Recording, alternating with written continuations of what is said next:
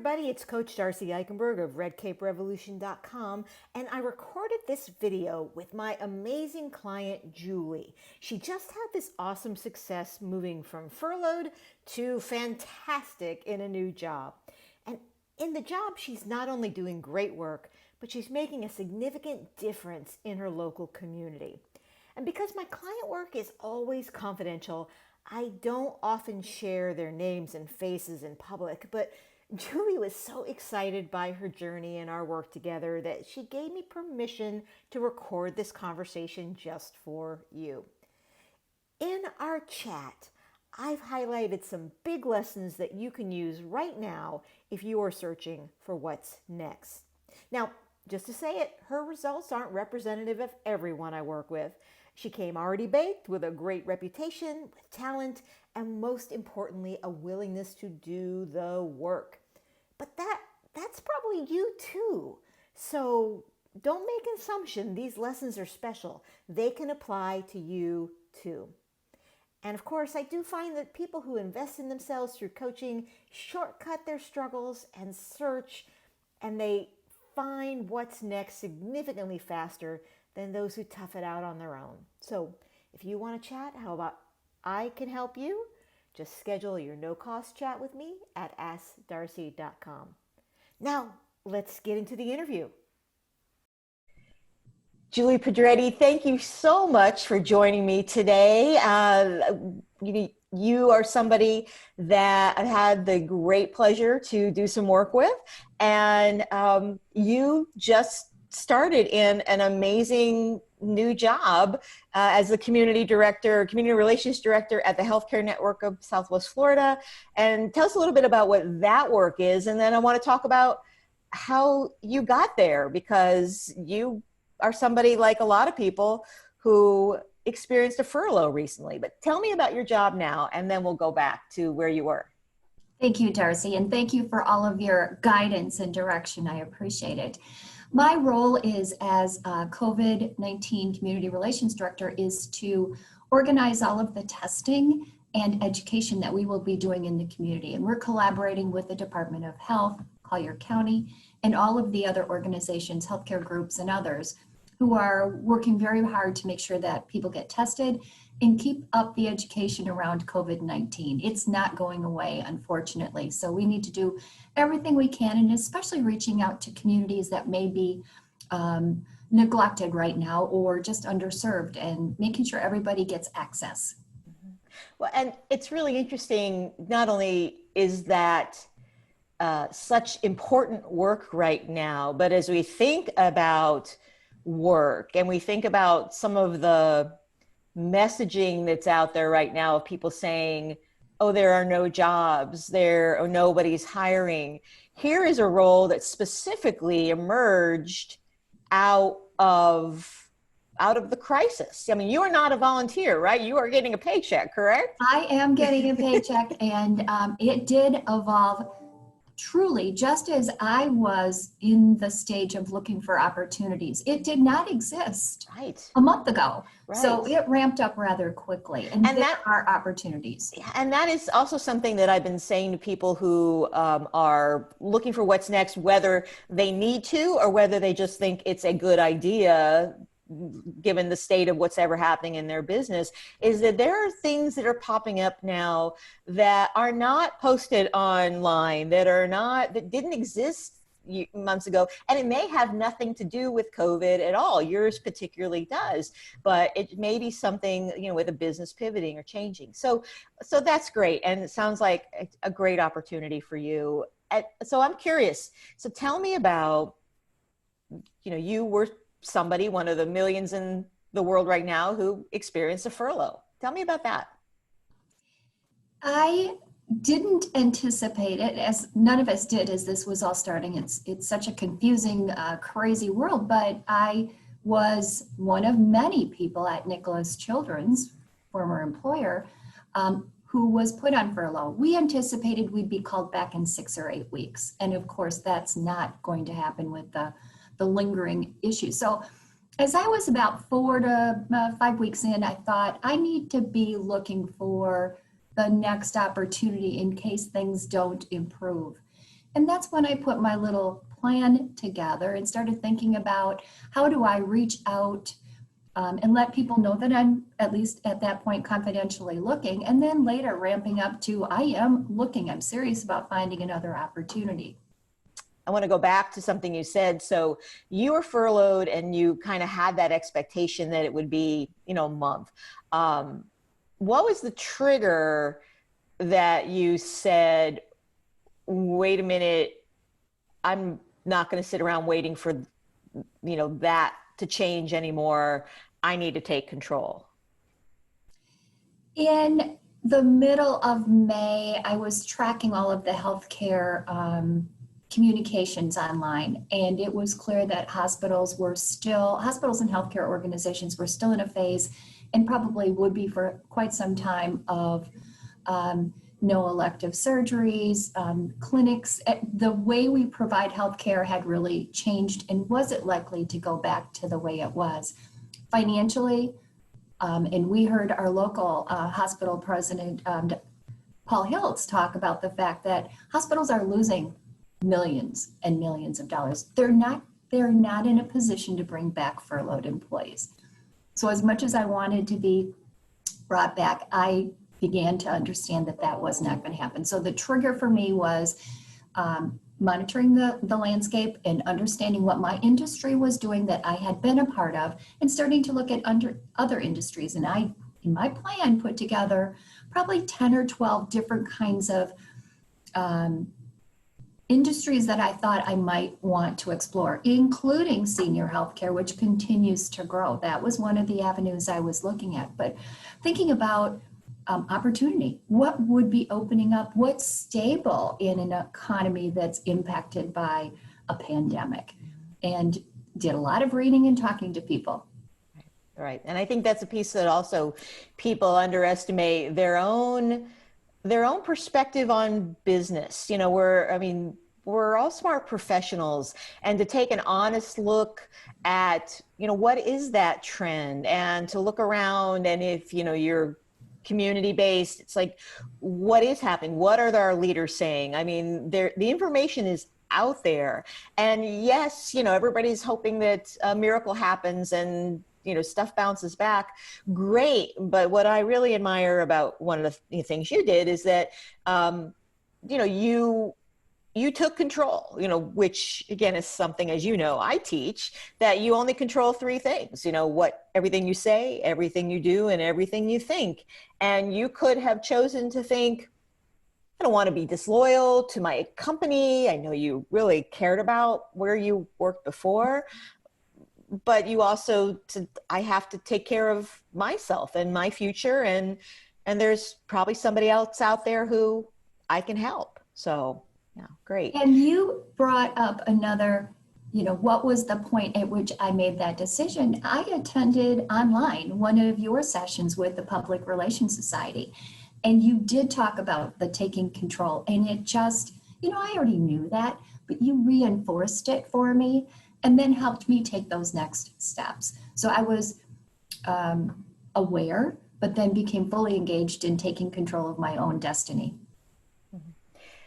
So when you ramped it up then, when you said, I'm going from just passively thinking about it to actively making it happen, what were one or two things that you chose to do, maybe your own guiding principles or ideas that somebody else might mirror? In somewhat with your help, Darcy, in our discussions, the first thing was, what do I enjoy doing? What are my strengths? What do I get passionate about? So as I explored the different industries, what kind of role did I want to play? And I looked at a lot of things and came up with my typical marketing, public relations, communications, but more. Leadership, relationship building. So it really expanded into, I'm definitely a public relations and marketing communications professional, but I've got more skills beyond that, which in fact are being utilized in my new role. Mm-hmm. Right. So once I established, kind of where I was headed, I needed some reinforcement, and I called it confidence building, which you assisted me with. And I think one of the big things that we did together was on my LinkedIn profile, which then also became my resume, turning it from here's what I did to here's what I achieved. To me, that was one of the biggest steps and a confidence builder when I was at that stage. And that took a couple of weeks. Then I was ready to reach out to my network, and I strategically picked out the people in the first round that I felt real comfortable with, who can provide feedback, not necessarily open a door for me, but just provide feedback, get me comfortable, and then reached out to folks I knew had contacts that might have opportunities for me. And that's how this all snowballed. And it is a snowball, right? I mean, we struggle because we can't see all the steps to the end destination. But my message always is you've got to start putting your foot on the first rock, right? You've got to have the conversation with the person that you already know, who will happily talk to you about, hey, I'm curious about what's happening in senior living.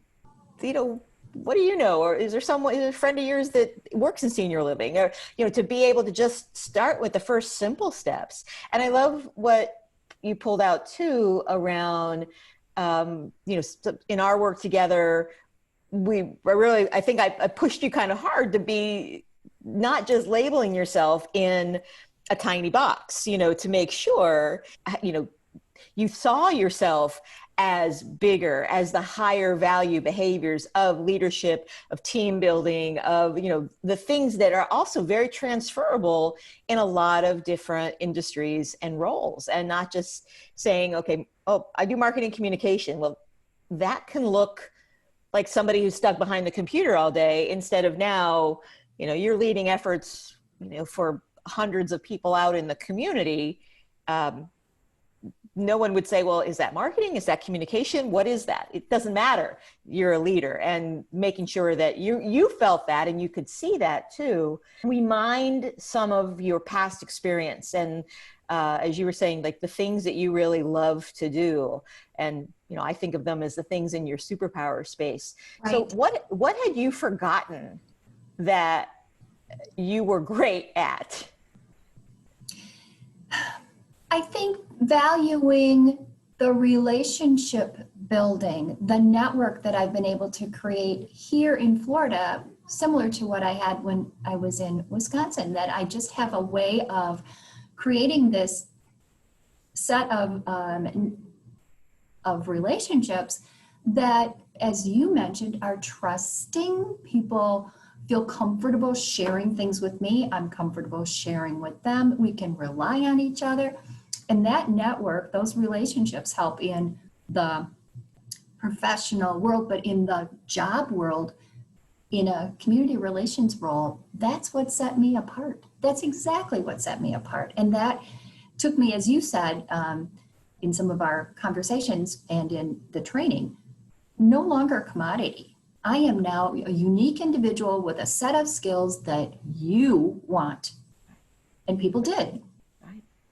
Right? Because the skills you brought solve pain that they have. Every job is pain that needs to be solved. It's a problem that needs to be solved. So tell me the path then to get to this job. First of all, just as a guess, I'm sure you may know, I don't know, how many conversations had you had before this emerged and you started talking about this particular job? Just conversations, just in general, like networking conversations. I'd say 40 or 50. Uh-huh. Some of them email, but a lot of Zoom, and even getting together for coffee, because that was the phase where it wasn't as scary. And we live in Florida, so we can do that outside, which is right. safe. We did that outside. We have done that outside. So a lot of conversations, and there were opportunities that I actually interviewed for beyond the position that I took.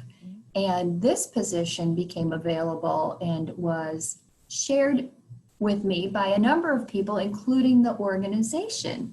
So they wanted me to know that it was available. And that only happened because I had reached out to people at Healthcare Network as part of my networking. So it all just evolved, and within 10 days, I had a job. In 10 days. From the start right. of the conversation to actually starting to work. Right. So the two things I pull out of there too is, first of all, there were 50 conversations, and I bet you probably had more, but 50 different people. So, when we think, oh, well, I want to find the magic one or two, nah, it doesn't work like that.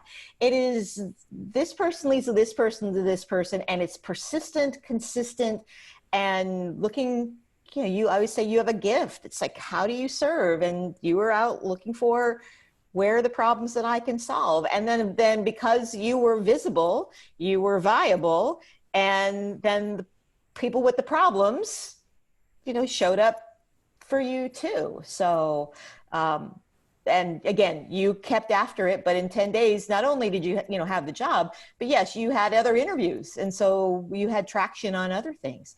So tell me, as we wrap up, I'm curious, for somebody who is sitting in your situation where you were a few months ago, who'd just been furloughed or laid off, what one or two pieces of advice would you give them right now? Can I have more than two? Okay, sure. First of all, take control. You're in charge. Develop your plan, make your list of contacts, and start reaching out. And this is a job. You need to spend time on it all the time. Every day, you need to be working your list, making contacts, following up with people, letting them know where you are in the process. They appreciate that. They want to know when you get that job too, by the way. So I would say great reminder. Yeah. Celebration, reward, a great reminder. So the first step, really, take control. It's you control your destiny, and there are opportunities out there. Great. I hope that anybody who's watching this, as we share this further, just can take your story and be able to find something in it that reminds them that, we can do this. There are jobs out there. There are opportunities. You are a special snowflake, but you're not the only special snowflake. That everybody has these unique situations that are coming up, but working it, being able to just stay positive. I think that's another thing that I observed you working on doing. It's easy to get ourselves in the position where it's not clicking, and the things that they're not emerging, or somebody's not calling me back, or I can't find out more about this thing, but you didn't. And eventually, here you are, and now doing a role that's in service to the community, not just a role that gives you a paycheck, but that has a bigger impact too. I'm grateful. Yes, I'm grateful for you. Thank you so much for sharing your story with me and the folks that will watch us here. So, and good luck, and thanks for being part of our Red Cape Revolution community.